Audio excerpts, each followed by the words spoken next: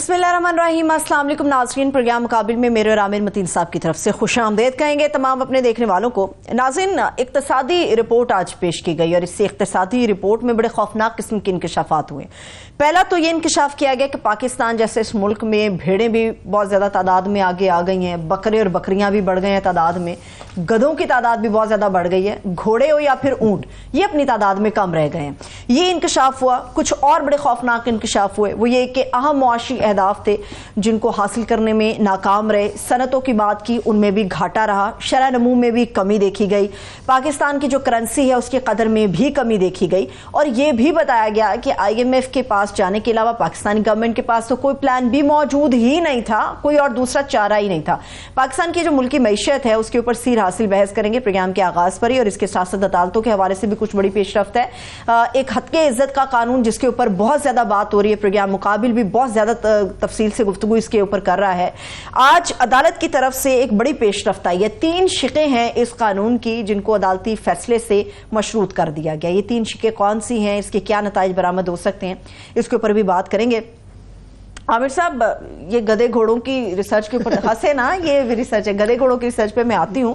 अभी मैं सुन रही थी, कल मैंने ख्वाजा आसिफ साहब को सुना, आज मैं अपने वजीर खजाना साहब को सुन रही थी। वो ये कह रहे हैं कि जो बैरूनी इन्वेस्टर्स जो हैं वो पाकिस्तान आना चाहते हैं, चाइना बड़ी इन्वेस्टमेंट यहाँ पे कर रहा है, उसके बावजूद भी क्यों हमें ये सुनने को मिलता है कि IMF के अलावा हमारे पास कोई और प्लान भी मौजूद ही नहीं, किसी और तरह भी मुल्की मैशत आगे नहीं बढ़ सकती, क्यों? आपको पूरे बजट में मैं हंस रहा था कि गधे और घोड़ों का ही एक चैप्टर मिला, और वो भी पता नहीं आप इशाराती उसमें नहीं, क्या कहना चाहिए। ये गधे और घोड़ों का ही मामला है। यहाँ पाकिस्तान में ये तफरीक जिस दिन हो पाएगी गधे और घोड़ों में, तो उस दिन जो है ना काफी मामला तय हो जाएंगे। तो ये बयानात की हद तक तो जाहिर है सियासतदान बयान देते ही हैं, और ये हमेशा से रहा है कि गवर्नमेंट हमेशा कहती है कि जनाब हमने कमाल कर दिया, और हमेशा कहती कि सत्यानाश कर दिया।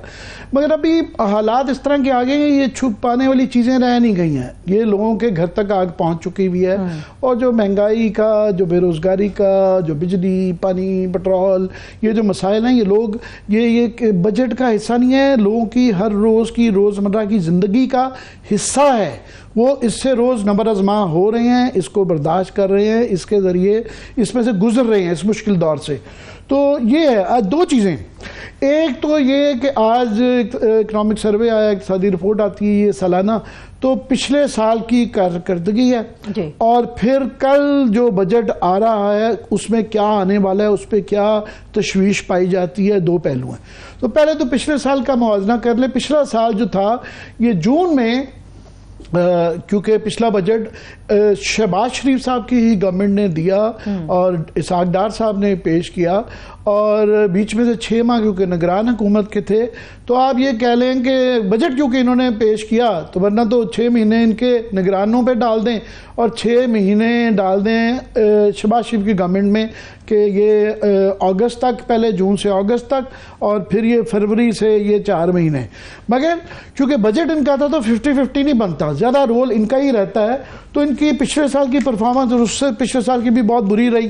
तो पिछले साल का थोड़ा सा निकाल लें कि इनके क्या नतीजा क्या रहा, ठीक है। चाहे उसमें निगरानों को भी पार्शली ब्लेम कर लें, जो मर्जी जिसको ब्लेम कर लें, मगर बहुत ही बुरे हालात रहे। शुक्र है करंट अकाउंट डेफिसिट तो बड़ा अच्छा है कि बहुत 200 बिलियन के करीब है, मगर हमारा जो ट्रेड डेफिसिट है, तजारत का जो खिसारा है, वो बहुत ही खौफनाक है कि वो 17 तकरीबन 18 बिलियन डॉलर्स कि आपकी जो एक्सपोर्ट्स थी, वो याद रहे कि PTI गवर्नमेंट जब छोड़ के गई थी तो उस वक्त जो है वो 38-30 बिलियन तक की एक्सपोर्ट्स चली गई थी। अब ये पिछले साल जो है 25 पे एक्सपोर्ट्स नीचे आ गई हैं, और इंपोर्ट्स जो हैं वो 43 बिलियन डॉलर। तो दोनों के दरमियान जो खिसारा है, जिसकी वजह से अभी करंट अकाउंट डेफिसिट तो ठीक है, मगर हमारे फॉरेन एक्सचेंज के ऊपर प्रॉब्लम यहाँ से शुरू होती है। जब आपके इंपोर्ट और एक्सपोर्ट में इतना गैप आता है तो वो फिर डॉलरों की कमी फॉरेन एक्सचेंज की, उसके ऊपर वो आना ही होता है। रेमिटेंसेज अगेन जो तरसीलात हैं, ये 30-31 बिलियन डॉलर तक नहीं थी, ये 23 बिलियन इस साल में होके रह गई हैं। और उसके अंदर लार्जली ये जो डॉलर का इतना महंगा कर दिया गया था, और उसमें लोगों ने माल बटोरा और वो माफियाज इन्वॉल्व थे, उस वजह से हुंडी के जरिए जो आता रहा एक बहुत बड़ा फैक्टर रहा। उसके बाद जो है करंट एक्सपेंडिचर जो है कि अवाम मर रही है اور برے حالات ہیں، مگر حکومت کے نا للے تللے ہاں جی وہ ختم نہیں ہو رہے ہیں کہ حکومت کا خرچہ وہ بڑھتا جا رہا ہے. 33% جو ہے نا ایکسپینڈیچر انہوں نے بڑھایا ہے. اگر تو یہ عوام کو جو کہ اب یہ 40% ٹیکس لگانے جا رہے ہیں، اور وہ بھی اس پہ بات کریں گے کہ زیادہ سیلریڈ کلاس ٹھک رہی ہے، مڈل کلاس جو ہے وہ ماری جائے گی. تو اپنا اگر عوام کو مشکلات ہوں، اگر گورنمنٹ کہے جناب ہم بھی دیکھیں، ہم بھی یہ خرچہ کم کر رہے ہیں، یہ چین کا دورہ کر کے آئے ہیں، یورپ کی جو سیریں ہو رہی ہیں، اپنے خرچے نہیں کم ہو رہے، گورنمنٹ کے جو ایکسپینس ہے وہ 12.33 ٹریلین 34% تقریباً جو ہے یہ بڑھ گیا ہے. تو اپنے خرچے ان کے بڑھتے جا رہے ہیں. اس کے بعد جو ہے آ جاتے ہیں کہ جی مہنگائی. ابھی جو پچھلے سال پورا مہنگائی رہی وہ تقریباً 38, 40, 48% تک بھی ایک دفعہ گئی. 26% اوسطن رہی، 26% اوسطن رہی. ابھی شکر ہے کہ وہ 11.8 آئی ہے، مگر اس کے اندر بھی میں پوائنٹ آؤٹ کرتا رہتا ہوں فجنگ ہے، یہ گمکری کی بھی ہے. یہ ہمارے اسٹیٹس کا جو فارمولہ ہے جس کے ذریعے 11.8 کی جاتی ہے، فار ایگزامپل اس کے اندر جو بیس جہاں سے تعین کیا جاتا ہے نا مہنگائی کا، وہ اس میں 200 یونٹ سے جو کم استعمال کرتے ہیں نا بجلی کا، وہ ریٹ دیا ہوتا ہے. مڈل کلاس کو کاؤنٹ نہیں کیا ہوتا حقیقت سے. اور جو کموڈٹی، جو اجناس کی، باقی فوڈ آئٹمز کی جو قیمتیں ہیں وہ یوٹیلیٹی سٹور کے ریٹ سے لیا ہوتا ہے، اوریجنل مارکیٹ سے نہیں لیا ہوتا. یوٹیلیٹی سٹور کے ریٹس اور اوریجنل مارکیٹ میں ایک تو فرق ہے. دوسرا آدھی سے زیادہ چیزیں یوٹیلیٹی سٹورز پہ بڑی محدود ہوتی ہیں، ساری چیزیں نہیں ہوتی اور کم سپلائی ہوتی ہے، تو اس سے نہیں لیا جا سکتا. پھر اس میں کرائے کے مکان ایک ایسا ہے 19% اس کا جو ہے نا ویٹیج میں ڈال دیا ہوا، 19 کی ویٹیج ہے. 164 کا اوورال فارمولہ ہے، 19 اس میں ہے. بجلی جو کہ مین چیز ہے جس پہ ہر بندے کی چیخیں نکلتی ہیں، وہ 4 اور گیس ایک اس کا صرف ویٹیج 1% نہ کہیں، 164 میں سے 1 کہہ لیں. اچھا ٹھیک ہے. تو یہ فارمولہ کیا ہوا ہے جو کہ بڑا ڈائسی سا ہے. تو یہ 11%، اور وہ بھی پتہ نہیں سسٹینیبل ہے کہ نہیں. آج وزیر خزانہ صاحب نے اتنی اس میں کمٹمنٹ نہیں کی، انہوں نے کہا جی دیکھیں گے انٹرنیشنل مارکیٹ، دیکھیں گے کیا ہوگا، یہ ہوگا. سو یہ بھی شورٹی نہیں ہے کہ یہ قائم رہے گی کہ نہیں رہے گی. اب آ جائیں جی گروتھ ریٹ پہ. اگر آپ کے گروتھ ریٹ کی طرف جانے سے پہلے میں مہمان کو بھی انٹروڈکشن کرا دوں. عامر صاحب آپ کی اجازت سے اس وقت ہمارے ساتھ پاکستان تحریک انصاف کے سینئر رہنما تیمور سلیم جھگڑا صاحب ہیں، انہوں نے بھی ہمیں جوائن کیا. بہت شکریہ تیمور صاحب، تھینک یو سو مچ آپ کے وقت کے لیے. بجٹ کے حوالے سے اور چیزوں کے حوالے سے ہم گفتگو کر رہے ہیں. جی بالکل، تیمور جھگڑا صاحب کو کیونکہ گورنمنٹ کا تو آج ان کی پریس کانفرنس ہو گئی، ان کا یہ پوائنٹ آف ویو کانسٹنٹلی چل رہا ہے، تو ہم نے سوچا کہ یہ کیونکہ فائنانس منسٹر بھی کے پی میں رہے ہیں، فائنانس کو سمجھتے بھی ہیں اور پھر یہ اپوزیشن میں ہیں، سو ان کا پوائنٹ آف ویو ہم لیں گے. میں صرف 2 منٹ جھگڑا صاحب آپ کی اجازت سے جو پچھلے سال کا جو سرگزشت ہے وہ بیان کر دوں کہ گروتھ ریٹ جو ہے نا 2.38 اب دیا گیا ہے. اس کے اندر یاد رہے کہ جو ہے 2.5% آپ کی آبادی بڑی ہے تو ایک قسم کا اس کو نیگیٹو میں سمجھیں. 2.5% جب بڑھے اور یہ 2.3 ہے تو اس سے مائنس کیا جاتا ہے، تو یہ منفی ہی سمجھیں. اور جو یہ اچھا ریٹ بھی آیا ہے یہ لارجلی آیا ہے زراعت کی وجہ سے، کہ زراعت کے اندر ہماری چاول کی اور کپاس کی فصلیں بڑی اچھی رہی، ایکسپورٹس بہتر رہی، تو 6.25%. اب جو ہے اس دفعہ جو انہوں نے گندم کے ساتھ کر دیا ہے، جس کا اثر کہ آپ کے رائس کے اوپر بھی اور کپاس کے اوپر بھی پڑے گا. اور جو مرضی یہ ابھی دیکھیں گے کل کیا پیکیج یہ لے کے آتے ہیں یا پنجاب میں کیا لے کے آتے ہیں، پر جو ہاتھ ہو گیا ہے کسانوں کے ساتھ، سو یہ اگلے سال اس پہ امید نہ رکھیں کہ یہ والی بمپر خراب ہوگی. لاسٹلی جو ایک تکلیف دہ ہے کہ اس کے اندر جو ہے آپ کی جو بہت امپورٹنٹ چیز ہوتی ہے وہ لارج اسکیل مینوفیکچرنگ کی گروتھ ہے، وہ مائنس میں 0.1 مائنس میں ہے. اور ٹیکسٹائل جو کہ جس کے اوپر ہماری مین لیبر فورس ہے وہ -8.3 نیچے گئی ہے. جب صنعت آپ کی بند ہوتی ہے یا نیچے جاتی ہے، پھر بے روزگاری ہے.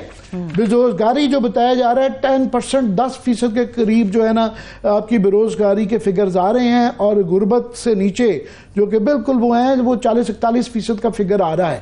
تو میں جھگڑا صاحب کل جو آنے والا ہے بجٹ، جو آنے کی سال کی بات کریں گے، مگر یہ جو پچھلا سال تھا جو کہ پارشلی اس کے اندر پی ڈی ایم کی گورنمنٹ تھی، کہ شہباز شریف صاحب نے پیش کیا، پھر درمیان میں 6 ماہ ان کے تھے، دونوں کا مکسڈ بیگ تھا. تو میں چاہ رہا ہوں کہ آپ کا اوور آل ویو لوں کہ کیا آپ یہ اکنامک سروے کے پچھلے سال کے اعداد و شمار کے متعلق کہنا چاہیں گے؟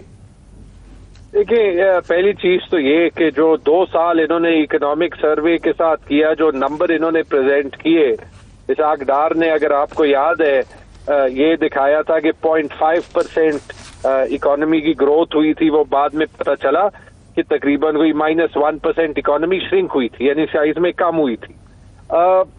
وہ بھی چھوڑ دیں، جو ہمارے بابوؤں کی مہارت ہے کہ جب وہ آروز بنتے ہیں تو 400 ووٹ کو 4 لاکھ ووٹ دکھا دیتے ہیں.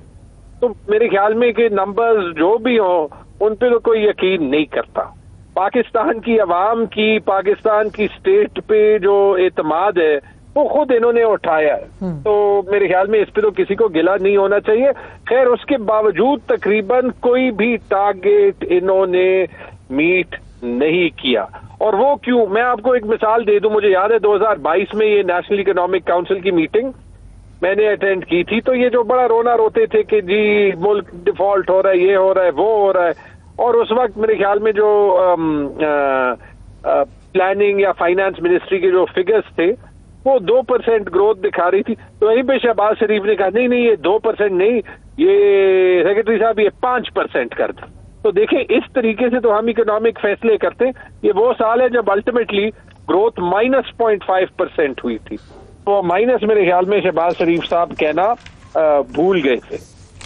جو سیریس جی میں وہی کہہ رہا تھا کہ ہمیں، کیونکہ جب شہباز شریف صاحب نے گورنمنٹ لی تھی انہوں نے کہا جی یہ ملک بچانے کے لیے جو ہے نا ہم نے یہ لیا ہے کیونکہ ملک ڈیفالٹ کرنے جا رہا تھا، ہمیں ساری یہ والی پکچر پیش کی گئی تھی. پھر یہ جو پکچر پچھلے سال کی جو آئی ہے، اس سے پچھلے سال 2022 کے بھی اس سے بھی برے حالات رہے. یہ بالکل اس کے مقابلے میں تھوڑا سا یہ اور مزید جو ہے نا تھوڑی سی امپروومنٹ اس کے اندر آئی. تو یہ اوور آل جو آپ دیکھیں گے 2 سال کی کہانی کے اندر سب سے زیادہ سٹرائکنگ جو آپ کو مور اور لیس اندازہ ہی تھا، یہ سارے فگرز آپ اور ہم سب دیکھ رہے تھے، مگر اس کے اندر کوئی جو نئے فگرز میں کوئی چیز سٹرائکنگ آپ کو لگی ہو، اینی سرپرائز؟ دیکھیے سٹرائکنگ تو یہی ہے کہ اگر آپ دیکھ لیں کہ 2 سال بعد بھی لارج سکیل مینوفیکچرنگ کو دیکھ لیں یا نان ایگریکلچر اکانومی کو دیکھ لیں، وہ تو گرو ہی نہیں کی. اگر آپ یہ دیکھیں کہ یہ ہم 2.4% کی جو گروتھ ہے یہ مان بھی لیں تو ان ریئل ٹرمز تو یہ گروتھ نہیں ہے. 2.5% پہ تو آپ کی پاپولیشن گرو کرتی ہے. لیکن جو دوسری چیز جس پہ مجھے بہت افسوس ہوتا ہے وہ یہ ہے کہ چلیں جو بھی سیاسی حالات ہوں، جو بھی جو ہے وہ باقی ٹربیولنس ہو، گورنمنٹ کی یہ اوقات تو ہو کہ آپ ایکچولی کوئی فسکل ریفارم پہ کوئی سیریسنیس دیکھ لیں. تو اس میں تو آپ خود ہی بتا دیں. عامر صاحب آپ نے ایک بہت امپورٹنٹ پوائنٹ ریز کیا. مجھے یہ بتائیں کہ اگر ہم نے ایکچولی فسکل ڈیفیسٹ کم کرنا ہے تو یہ ایکسپینڈیچر ریفارم کون کرے گا؟ اور جب تک یہ نہیں کرے گا، کڑوے گھونٹ تو سب نے پینے ہی ہے، جب تک یہ نہیں ہوگا تو ہم دوبارہ سے ایک پورا سائیکل جو ہے وہ ویسٹ کر رہے ہیں. کیا اس سرکاری نظام میں جہاں پہ 10 لوگوں میں ایک بندہ کام کرتا ہے، 9 صرف گھر جاتے ہیں، تنخواہ لیتے ہیں، اس کا کسی نے کچھ کیا؟ کیا جو پینشنز ان فنڈیڈ ہیں، چلے ہم نے تو کے پی میں اس کا نظام بنا لیا، یہ لوگ کیا کر رہے ہیں؟ کیا جو ڈیولپمنٹ بجٹ میں آدھے پروجیکٹس کام کے نہیں ہوتے اس میں کچھ ہوا؟ یہ آج آپ دیکھ لیں 70-75 ارب کی انہوں نے پارلیمنٹیرین سکیمز دوبارہ سے جو ہے وہ اناؤنس کر دیں. میں اس طرف ہی آ رہا تھا کہ یہ پچھلے سال کے بعد میں اب آ جاتا ہوں کہ اب جو یہ کل بجٹ کے اندر آ رہا ہے جو آلریڈی اناؤنسمنٹ کر دی ہے، سب سے امپورٹنٹ فیکٹر ہی یہ تھا کہ پارلیمنٹیرینز کا صرف یہ نہیں کر دیا، انہوں نے خوفناک قسم کا پی ایس ڈی پی کے اندر تقریباً 58% کا جو ہے اضافہ کر دیا ہے. یعنی کہ 30% خرچے میں اضافہ کیا جا رہا ہے، اور ساتھ میں پی ایس ٹی پی کے اندر چلیں ڈیولپمنٹ کے نام پہ آپ کہہ دیتے ہیں کہ جی چلیں ڈیولپمنٹ ہو رہی ہے، but you and me and everybody else knows کہ یہ جو ڈیولپمنٹ جو پارلیمنٹیرینز کو جاتی ہیں اس کا کیا استعمال ہوتی ہے, کہاں کہاں یہ اس کے اندر کیا کیا جعلی کام ہوتے ہیں اور کس کس کی. اور میں جو سوال کرنا چاہ رہا تھا اس پہ کہ جو مجھے یاد پڑتا ہے کہ فیسیلیٹیشن کونسل نے آگے نگران گورنمنٹ ہی چاہی تھی تو اس کے اوپر ایک قسم کا انہوں نے بین کر دیا تھا کہ یہ چیز ایک بند ہے. اور یہ بڑے عرصے سے پاکستان میں یہ ڈیبیٹ رہتی ہے کہ یہ لوکل باڈیز کا کام ہے, یہ نالیاں اور یہ بنانا, یہ ہمارے یہاں سے پارلیمنٹ کو اس سے جان چھڑانی چاہیے. اب نہ صرف کہ انہوں نے اس کے اندر اضافہ NEC نے اس کو اپروو بھی کر دیا ہے, اور دوسرا IMF کا میں سوچ رہا تھا کہ ان کو بھی اس سے پرابلم تو ہونی چاہیے کہ نہیں ہے. دیکھیے جو کنفیوژن ان کے مختلف لیڈران سے سمجھ آ رہی ہے اس سے تو پتہ چلتا ہے کہ حکومت کو کچھ نہیں پتا کہ وہ کس طرف جائے. جیسے آپ نے کہا صرف اس سے IMF کو تکلیف نہیں ہوگی, کل یہ بھی دیکھتے ہیں کہ جو یہ سینئر افسران ہیں جو ان کو ان کی مرضی کے الیکشن کے ریزلٹ دیتے ہیں کہ ان کی تنخواہیں کتنی بڑی ہیں, اور کہ پھر وہ جو غریبوں کی تنخواہیں نہیں بڑھاتے کہ وہ اپنی الاؤنسز کتنی سے بڑھاتے. پہلی بات. دوسری بات آپ جو ہے وہ یہ بھی دیکھ لیں کہ نواز شریف ایک طرف شہباز شریف کہہ رہے ہیں کہ جی ہمیں بڑا سیریس ہونا پڑے گا, پتہ نہیں ریفارم یہ وہ, کچھ سمجھ نہیں آ رہا. نواز شریف وہاں پہ جو ہے وہ گرین ٹریکٹر اور بلو ٹیکسی اور پتہ نہیں کیا کیا, وہ ان کو اپنے چیف منسٹرشپ کا دور جو ہے وہ دوبارہ یاد آ رہا ہے. اللہ نہ کرے کہ ابھی مریم نواز شریف کی تربیت نواز شریف کر لے تو اگلے 40 سال کے لیے بھی جو ہے ہمارا بندوبست پھر پورا جو ہے وہ ہو گیا. وہاں پہ زرداری صاحب ایک طرف پارٹی کو کہتے ہیں کہ تم لوگ جو ہے وہ بجٹ سے انکاری ہو جاؤ کہ ہمیں تو کسی نے کنسلٹ ہی نہیں کیا, اور وہاں سے اپنی ڈائریکشن دیتے ہیں کہ پرو عوام اور آپ تنخواہیں 40-50% بڑھائیں لیکن نچکاری نہ کریں. یہ پتہ نہیں کس قسم کا کنفیوز جو ہے وہ ماحول ہے. ایک طرف وہ کہتے ہیں کہ SIFC کی تنقید کرنا جو ہے وہ ایک ریڈ لائن ہے, دوسری طرف آ کے خود جو SIFC نے ایک سینسیبل فیصلہ لیا تھا کہ پارلیمنٹری سکیمز بس ختم کر دیں. میں ناظرین کی اطلاع کے لیے بتا دوں کہ یہ انہوں نے 75 ارب روپیہ بتایا جا رہا ہے کہ NEC کے اندر جو ہے نا فریش ایلوکیشن کی ہے. یہ جو اب یہ اس کا ایک نیا نام کر دیا ہے sustainable development goals achievement programme. یہ ہر دفعہ ایک نیا نام ڈال کے نا یہ نئی بوتل میں پرانی شراب ڈال کے وہ مسالہ بیچ دیتے ہیں.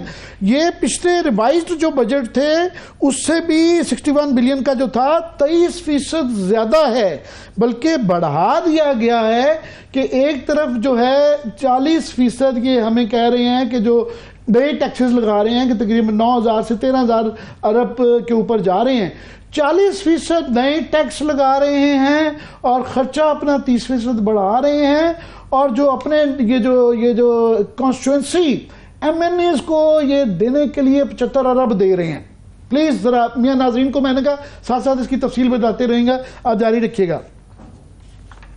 دیکھیں یہ تو ایک ایگزامپل ہے نا, یہ جو آپ نے بات کی, میں آپ کو صرف جو ہے وہ مثال دے دوں جو پاکستان میں کوئی سمجھتا نہیں ہے. جو پبلک سیکٹر کا سائز ہے نا اوور آل, وہ پرماننٹ امپلائیز کا کوئی 30 لاکھ اور پرماننٹ امپلائیز کے علاوہ کوئی 50 لاکھ لوگوں کا ہے.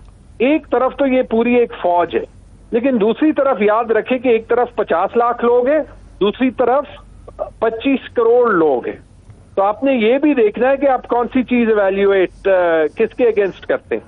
تو ان 50 لاکھ لوگوں کی تنخواہیں بڑھانے کے لیے لیٹ سے یہ کل میرے خیال میں کوئی 20% تنخواہ کی انکریز کا اناؤنسمنٹ کریں گے. پورے پاکستان میں یہ جڑی ہوئی ہے. آپ کو پتہ ہے یہ کتنے پیسے بنتے ہیں عامر صاحب؟ اگر آپ ٹوٹل سائز گورنمنٹ کا لے لیں تو پے اور پینشن جو آپ کے اور میرے اور یہ جو چھوٹا سا تنخواہ دار طبقہ ہے, ان پہ ٹیکس ڈال کے بوجھ جو ہے وہ پورا کیا جاتا ہے یا قرض لے کے کیا جاتا ہے.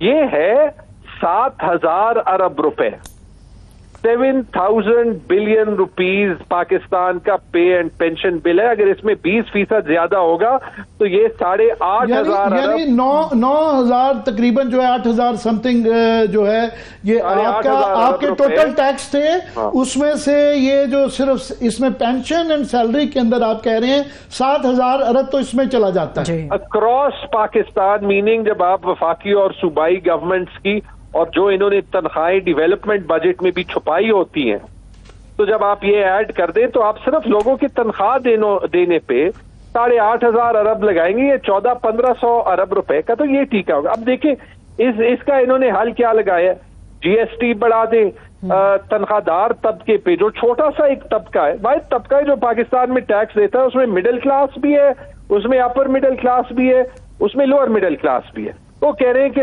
35% سے ان کی تنخواہ 45% ہو جائے، ان کی ٹیکس کی شرح 45% ہو جائے. اب دیکھیں عامر صاحب، آپ کی تنخواہ سے ابھی 45% کٹے، چلے یا تو آپ کو حکومت دے کہ وہ آپ کو کیا فیسیلیٹیشن دے رہی ہے، تو اس بات کی آپ 45% آپ کی ٹیکس کی کٹوتی ہو، تاکہ یہی لوگ جو ہیں جنہوں نے آپ کے اگینسٹ قانون توڑنا ہے، ان کی تنخواہیں آسمان تک چڑھے، اور جو 25 کروڑ لوگ ہیں پاکستان کے وہ نیچے ان کے غلام ہی ہوں.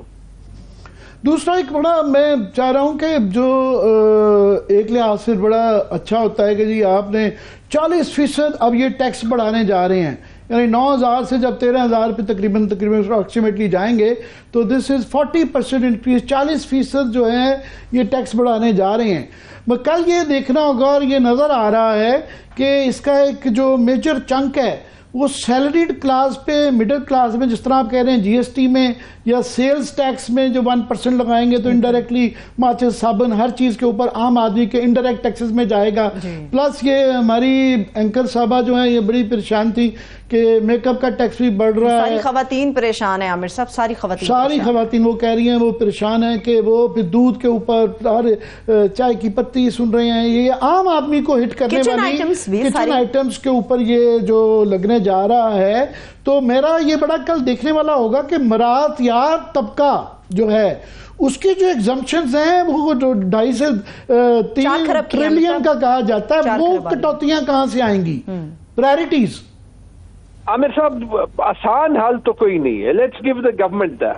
پھر ایک انلیجٹمیٹ گورنمنٹ کے لیے، ایک ناجائز گورنمنٹ کے لیے جس کی 17 سے 27 سیٹیں ہوں، تو وہ آسان حل اور بھی کم ہے. ایک طرف انہوں نے کسی طریقے سے وہ ووٹ بینک بائی کرنا ہے، دوسری طرف سے جو ہے جو 70 سال انہوں نے ملک کو جن حالت میں ڈال دیا ہے یہ ٹریڈیشنل سیاسی طبقے نے، تو انہوں نے جو ہے وہ پھر آئی ایم ایف کے علاوہ جانے کا ان کے پاس کوئی چارہ بھی نہیں ہے. آئی ایم ایف بھی آپ کو صرف یہی کہہ رہی ہے کہ آپ نے اگر اخراجات جو ہے وہ 40% بڑھانے ہیں تو پھر ٹیکس بھی 40% بڑھائیں. تو وہ تو اب آپ نے اپنے پاس کوئی جو ہے وہ آپشن ہی نہیں چھوڑا کہ آپ کیسے جو ہے وہ اس کو سسٹینیبل طریقے میں بڑھائیں. تو جیسے آپ نے کہا پاکستان میں پھنس وہی جاتا ہے، چاہے وہ مڈل کلاس کا ہو چاہے وہ اپر مڈل کلاس کا ہو، جو کہ سسٹم کے تھرو کام کرتا ہے. اس کو سسٹم میں رہنے کی آپ جو ہے وہ کون سا بینیفٹ دیتے؟ آپ تو بیسکلی ہر کسی کو پیغام یہی پہنچا رہے ہیں کہ آپ جو ہے وہ فارمل اکانومی سے باہر کام کریں، کیش اکانومی میں بعد کام کریں. تو ہم آپ کو کچھ کہتے ہی نہیں ہیں. یہ ابھی انہوں نے ریٹیلرز کا ڈرامہ دوبارہ سے چلایا. کتنے ریٹیلرز ان کے پاس رجسٹر ہوئے؟ 100 لوگ، 200 لوگ، 1000 لوگ. میرے خیال میں پورے پاکستان میں کوئی اتنی رجسٹریشن. اب یہ زیادہ تیزی سے جاتے نہیں ہے کیونکہ وہاں پہ ان کو ایشو پڑتا ہے، آئی ایم ایف سے ان کو پیسے چاہیے. تو آپ پہ، مجھ پہ، عام آدمی پہ، تنخواہ دار آدمی پہ انہوں نے جو ہے وہ ٹیکس زیادہ کرنا ہے. لیکن اس کو سمجھائے تو کہ اس کو بینیفٹ کیا مل رہا ہے. میں یو کے میں ٹیکس دیتا ہوں 45%. مجھے نظر آتا ہے کہ این ایچ ایس جو ہے اس کے ہسپتال ہر جگہ ہے. مجھے نظر آتا ہے کہ کوئی جو سڑک ہوگی وہ ایسی ٹوٹی پوٹی نہیں ہوگی جیسے پاکستان میں آپ جی ٹی روڈ دیکھ لیں، کبھی آپ نے اس کو اینڈ ٹو اینڈ ٹھیک نہیں دیکھا ہوگا. مجھے نظر آتا ہے کہ جو الیکشن کمیشن ہے اس کو جو پیسے ملتے ہیں وہ صاف الیکشن کرانے کے لیے ملتے ہیں، اپنے مرضی کے الیکشن ریزلٹ دینے کے لیے نہیں ملتے. تو مجھے یہ تو بتا دیں کہ یہ سارے سٹیپس جو ہیں ان کا فائدہ کیا، اور اگر نہیں بتاتے تو پھر رسک یہ ہے کہ یہ جو چھوٹا سا پاکستان میں طبقہ ہے جس میں جو ہے وہ کیپیسٹی بھی ہے، ٹیلنٹ بھی ہے، اپرچونٹی بھی ہے، وہ برین ڈرین والا طبقہ وہ آپ کے پاس اور بھی نکل جائے گا. اگر اس نے 45% ٹیکس دینا ہے وہ یہاں پہ دیتا ہے تو وہ یورپ میں، امریکہ میں، کینیڈا میں، آسٹریلیا میں کیوں نہ دے؟ جی یہ بالکل آپ صحیح کہہ رہے ہیں، مگر لیٹس سے کہ جو کچھ کروشل سب سے زیادہ جو ہم دیکھنا چاہ رہے تھے کہ اس میں پالیسی کیا آتی ہے، جو ریفارمز ہیں خاص طور پہ.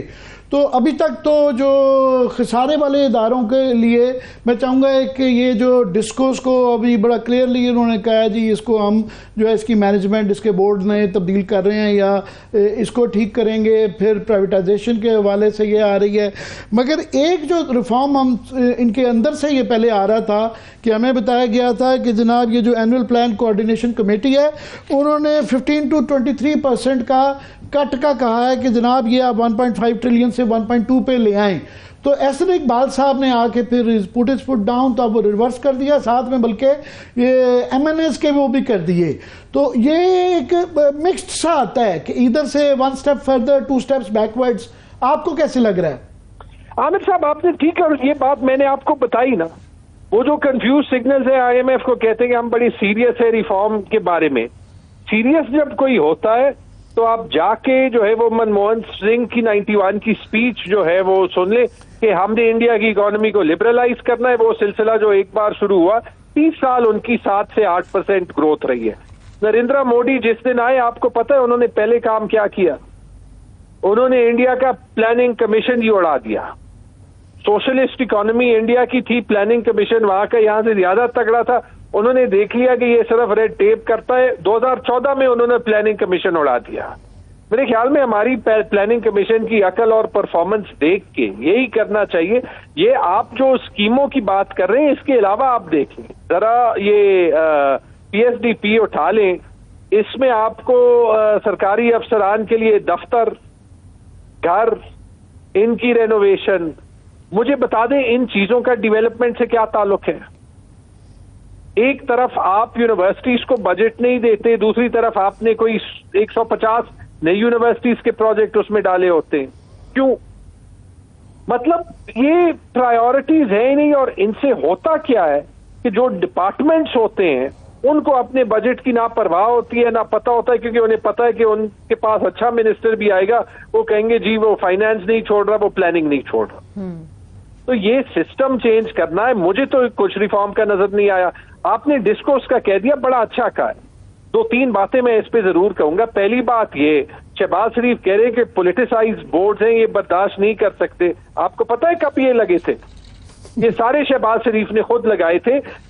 پی ٹی آئی کے بورڈز جو کہ پروفیشنلز پہ مبنی تھے ان کو ہٹا کے جب یہ پی ڈی ایم 1 میں آئے، اور یہ بالکل ٹھیک کہہ رہے ہیں کہ پولیٹیسائزڈ ہے. پیسکو کا بورڈ میں جانتا ہوں کسی کا نون سے تعلق ہے، کسی کا اے این پی سے، کسی کا جے یو آئی سے، کسی کا پیپلز پارٹی سے. ایک بندہ اب ہٹا رہے ہیں. ابھی ہٹانے والے سسٹم پہ بھی بریک لگا دیا، انہیں ڈر ہے کہ وہ کورٹس چلے جائیں گے. پہلی بات. دوسری بات، میں 2-3 ڈسکوز والوں سے بات کی. آپ کو پتہ ہے مجھے ایک ڈسکو کے سی او نے کہا کہ جی ابھی تو ہماری کیپیسٹی نہیں ہے کہ ہم یہ سوچیں کہ ہم سب کو 24/7 بجلی دیں. وہ اس کی بات نہیں کر رہا تھا کہ لوگ تھیفٹ کر رہے ہیں، وہ اس کی بات کر رہا تھا کہ نہ انفراسٹرکچر ہے، نہ کیپیسٹی ہے، نہ آپ ہمارے پاس اسٹاف. اب آپ یہ سوچیں کہ ان ڈسکوز پہ 100-200 ارب کے جو ہیں وہ بقایا جات ہیں، ان کی ڈیٹ ہے. یہ لے گا کون؟ اگر یہ کوئی لے بھی لے، لیٹ سے میں ڈسکو خرید رہا ہوں، پیسکو خرید رہا ہوں، مجھے پتا ہے کہ کے پی میں جو ہے وہ 1.9 گیگا واٹ کی کیپیسٹی ہے، 3-3.5 گیگا واٹ کی ڈیمانڈ ہے. میں اسے پروفیٹیبل کیسے بناؤں گا؟ گورنمنٹ کا ٹریک ریکارڈ کیا ہے پرائیویٹ انٹرپرائز کو چھوڑنے کا؟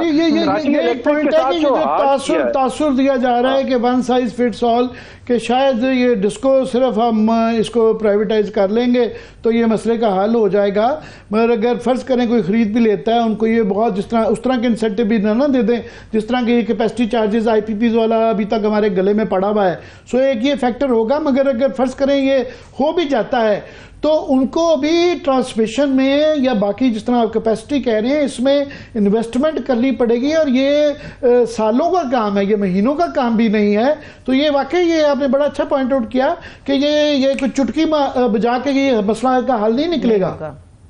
اور اس لیے اگر آپ نے کہا اگر ایکچوئل ریفارم ہوتا تو سب سے پہلے آپ کو پبلک سیکٹر ایکسپینڈیچر ریفارم نظر آتا. آپ کو یہ نظر آتا کہ حکومت کہہ رہی ہے کہ یہ 2-3 ڈپارٹمنٹ ہم وفاق میں بند کر رہے ہیں, چاہے ہم ان کے لوگوں کو سرپلس پول میں ڈالیں, گولڈن ہینڈ شیک دیں, کوئی ری ٹرین کریں جہاں پہ ضرورت ہو, ٹھیک ہے, لیکن ہم کچھ تو کریں. اگر ڈسکوز کو ٹھیک کرنا تھا تو یہ بھی کہے کہ ٹھیک ہے 1400-1500 کی پی ایس ڈی پی نہیں, لیکن یہ 200-300 ارب جو ہے وہ ہم نے ڈسکوز کی انفراسٹرکچر میں ڈالنا ہے. یہ ماڈل ہے جس کے تحت ہم کمیونٹیز کو جو ہے وہ دوبارہ میٹرائزیشن پہ آنے کے لیے انسینٹیوائز کریں گے, اور جو انسینٹیوائز کرے گا اس کو ہم یہ کریں گے, اور یہ بھی کہے گا کہ یہ جو 2000 ارب روپے عام شہری پہ کیپیسٹی چارجز کے پی ایم ایل این کے کارناموں کے چھوڑے ہیں, کہ اس میں ہم یہ کیلکولیشن بھی کریں, یہ 2000 ارب روپے تو ہم نے ویسے ہی دینے, لیکن اگر اس کے کچھ پیسے ہم مختلف سیگمنٹس کو دیں کہ یہ گورنمنٹ انویسٹ کرتی ہے لیکن بجلی کے ریٹس تھوڑے سے کم ہو, تو ابھی تو ہم یہ نہیں کہہ سکتے کہ ہمارے بجلی کے ریٹس کمپیٹیٹیو ہیں, بجلی کے ریٹس تھوڑے سے کم ہو, بجلی کا استعمال زیادہ ہو, یا تھوڑا سا جو ٹیرف سٹرکچر ہے وہ چینج ہو, تو ہمیں تو بجلی کا جتنا استعمال ہم انکریج کر سکتے ہیں ہمیں انکریج کرنا چاہیے, تاکہ جو پیسے ہم کیپیسٹی پیمنٹ کی دے رہے ہیں وہ پیسے جو ہے یا انڈسٹری دیں یا لوگ دیں. تو کیا آپ مجھے کہہ رہے ہیں کہ یہاں پہ کچھ بھی پاسبل نہیں, اور ہم نے صرف سولر والے پہ بھی ٹیکس لگانا ہے, مجھے بریک ختم کرنی ہے. جی بریک کا کہہ رہی ہیں سرور, مگر میں کوئکلی چاہوں گا کہ جب آپ بریک سے واپس آئیں تو میں جو یہ این ای سی کی میٹنگ ہوئی ہے اس میں تمام چیف منسٹرز آئے تھے, تو آپ کے جو کے پی کے چیف منسٹر ہیں ان کی جو پرفارمنس کا وہاں بڑا جو رپورٹس چھپی ہوئی بڑا مذاق اڑایا جا رہا ہے, اس پہ میں بات کرنا چاہ رہا ہوں. چلیے بریک سے واپس آ کے اس کے اوپر ہوم ورک ان کا کیا تھا. بالکل جگڑا صاحب کا جو پوائنٹ آف ویو ہے بریک سے واپس آ کے لیں گے. بجٹ کے اوپر تو بحث ہوگی, اس پورے معاملے کے اوپر بھی بات ہوگی, اور کچھ عدالتی کارروائی کے حوالے سے بھی بات کریں گے. آپ لوگ ہمارے ساتھ رہیے گا.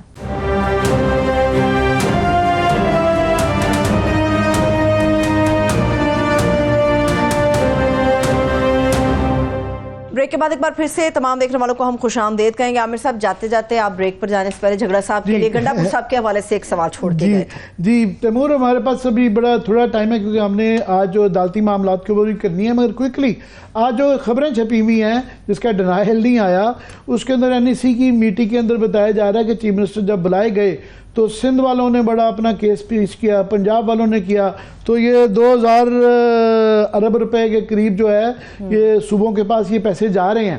تو یہ پبلشڈ نیوز ہیں آج کی کہ علی مین گنڈا پور صاحب نے جب اپنا بہت دھواں دھار تقریر کے اندر کیس پیش کیا تو ان کو بتایا گیا کہ جناب یہ آپ کے پاس کوئی پرانے کاغذات ہیں, یہ تمام سینکشنز ریوائز بجٹ کے اندر آپ کو یہ چیزیں مل چکی ہوئی ہیں, سو لہذا وہ پچھلا ہی ان کا ہوم ورک ہی ٹھیک نہیں تھا, تو وہ نئی ڈیمانڈ وہ پیش ہی نہیں کر سکے. انہوں نے تھینک یو کہہ کے سوری کہہ کے وہ نکل آئے اس میں سے. یہ پبلشڈ نیوز ہیں, کیا کہیں گے؟ نہیں, میں نے تو آنیسٹلی ایسے نہیں سنا. اور دیکھیں میں آپ کو بتاتا ہوں یہ کہ ایک چھوٹے صوبے کے چیف منسٹر کے لیے واقعی بڑا مشکل ہوتا ہے, آپ کی آواز جو ہے وہ نہیں پہنچتی.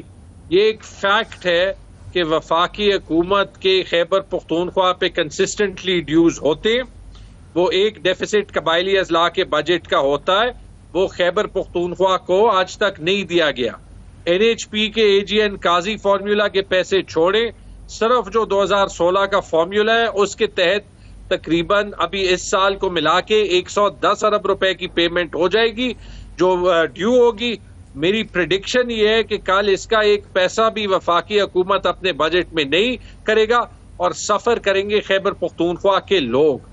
ان چیزوں پہ جو بھی اقدامات علی امین اٹھاتا ہے اس کو خیبر پختونخوا میں ہر بندہ سپورٹ کرے گا. اسی طرح جو ہمارے پاس آج ٹائم ہے, کل پرسوں دوبارہ آپ کو دیں گے, مگر یہ جو باتیں آپ ہمیں ٹی وی پہ بتا رہے ہیں اگر یہ آپ ان کو بھی بتا دیتے, کیونکہ انہوں نے جو ہوم ورک لے کے یہ چیزیں آپ والی ڈیمانڈز اتنی پیش ہائی لائٹ نہیں کی جو انہوں نے کی, اس کے مطابق جو خبریں چھپی ہوئی ہیں آج کہ جناب ان کو بتایا گیا کہ یہ ریوائزڈ اور ایلوکیشنز آپ کی پی ایس ڈی پی میں پہلے ہی ہو چکی ہوئی ہیں, تو انہوں نے تھینک یو سوری کہہ کے وہ وہاں سے پھر نکل آئے. یہ کیس وہ اس طریقے سے پلیڈ نہیں NEC میں کر سکے. بہرحال یہ پبلشڈ ہے, ان کا اکاؤنٹ اگلی دفعہ لے کے آپ سے بات کریں گے. بہت بہت شکریہ آپ کا. Thank you so much Taimur. Saleem Jhagra صاحب ہمارے ساتھ موجود تھے, آپ کے وقت کے لیے بہت شکریہ. اب آ جاتے ہیں عامر صاحب عدالتی معاملات کے اوپر. ٹرائبونلز والا ایشو بہت زیادہ ہاٹ ہے, اور حد کے عزت والا معاملہ جو ہے نا, بجٹ بڑا اس وقت ہاٹ ٹاپک چل رہا ہے, وہ بھی امپورٹنٹ ہے, مگر عدالتوں کے اندر بھی بڑا امپورٹنٹ چل رہا ہے. سب سے بڑے جو کیس میں چاہوں گا ثاقب سے ہی کر لیں کہ الیکشن کمیشن نے جو یہ اسلام آباد کے ٹرائبیونلز کی اپنے اپوائنٹمنٹ کرنے کے لیے وہ تھا کہ یہاں کی جو 3 حلقے ہیں اس کے اوپر آلموسٹ وہ فیصلہ آنے والا تھا, انہوں نے جج صاحب کے اوپر اعتراض کر دیا, اور پھر الیکشن کمیشن نے بالکل اس کے مطابق تبدیلی کر دی. تو اس پہ آج اسلام آباد ہائی کورٹ کا ریئیکشن آیا. تو ثاقب ذرا اس کی تفصیل بتائیے گا, بیک گراؤنڈ بتاتے ہوئے. جی, اسلام آباد ہائی کورٹ میں آج جو PTI کے تینوں امیدواران ہیں ان کی پٹیشنیں تھیں کہ جو الیکشن کمیشن نے ٹرانسفر کیا ہے, ٹرائبیونل کو ختم کیا ہے, نئے ٹرائبیونل جو بنا دیا ہے. ایک تو کل والا فیصلہ الیکشن کمیشن کا, اور جو 7 جون کا نوٹیفیکیشن ہے کہ نیا جو ٹرائبیونل انہوں نے جو ہے وہ بنایا ہے, ان دونوں کو چیلنج کیا گیا تھا. اور اسی طرح آرڈیننس جو حکومت نے 27 مئی کو جاری کیا تھا اس کو بھی چیلنج کیا. یہ تینوں چیزیں کلب جو ہے وہ آج چیف جسٹس کے سامنے تھیں.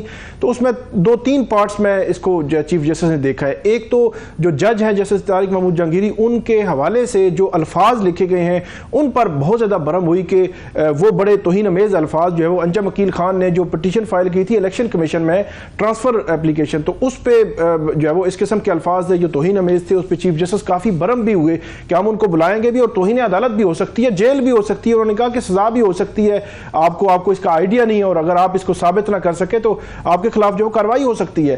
ایک پورشن تو یہ تھا کہ جج کے حوالے سے جو بات کی گئی, خاص طور پر ایڈیشنل اٹارنی جنرل نے جب بات کی تو اس پہ بھی انہوں نے یہی کہا کہ آپ یہ جو کہہ رہے ہیں نا کہ ٹرائبیونل اور ہے, جج اور ہے, انہوں نے کہا ہائی کورٹ کا جج ہر وقت ہائی کورٹ کا جج ہی ہے. آپ اس کو یہ نہیں کہ ڈی گریڈ نہیں کر سکتے کہ یہ ٹرائبیونل ہے.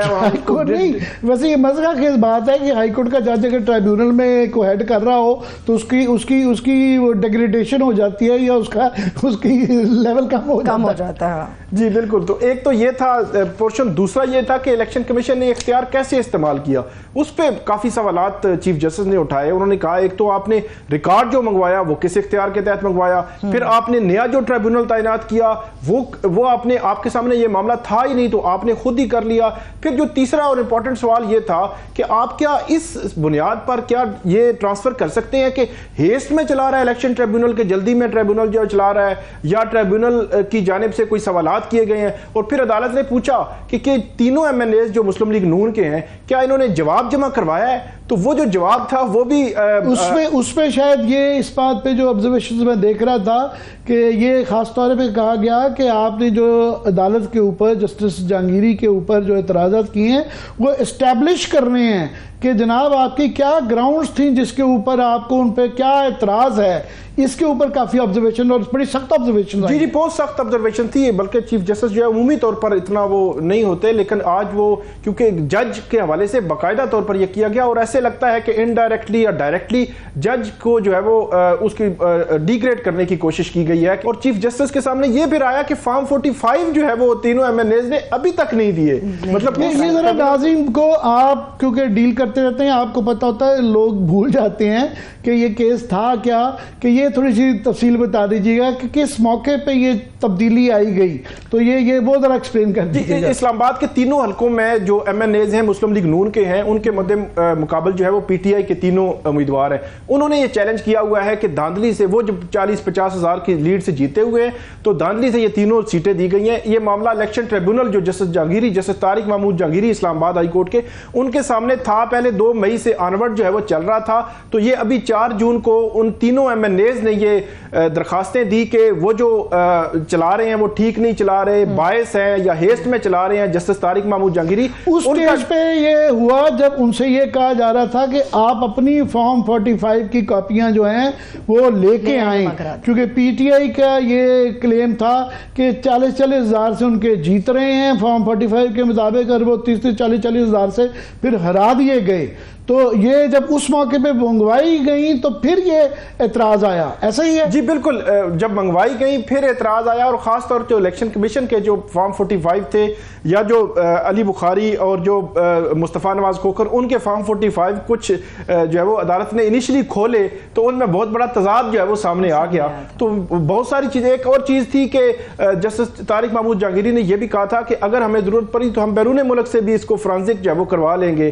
پھر ایک اور جو امپورٹنٹ بات تھی کہ جو ریٹرننگ افسران ہیں مسلم لیگ نون کے تینوں جو ایم این ایز ہیں، بلکہ الیکشن کمیشن نے بھی فارم 45 6 7 اس کے حوالے سے رپلائی جمع کروا دیے تھے، لیکن باقی جوابات ابھی تک جو ہے وہ رہتے تھے. خاص طور پر ریٹرننگ افسران آگے نہیں بڑھ رہے تھے. آج ہائی کورٹ کو یہ بات بتائی گئی کہ جسٹس طارق محمود جہانگیری جو ٹریبونل تھے انہوں نے ایک بات کی تھی کہ جس نے بھی کوئی جھوٹ بولا، فیک ڈاکومنٹ دیا، جعلی ڈاکومنٹ دیا تو اس کے خلاف کاروائی ہوگی، کیونکہ ہر ایک بندے سے وہ ایفیڈیوٹ لے رہے تھے اور کاروائی بھی ہوگی اور جیل بھی بھیجا جا سکتا ہے. تو عدالت کو بتایا گیا کہ شاید اس ادھر میں مارے جانا تھا، ایفیڈیوٹ دیتے غلط اگر تو تب مارے جانا تھا، نہ دیتے تو پرابلم تھی.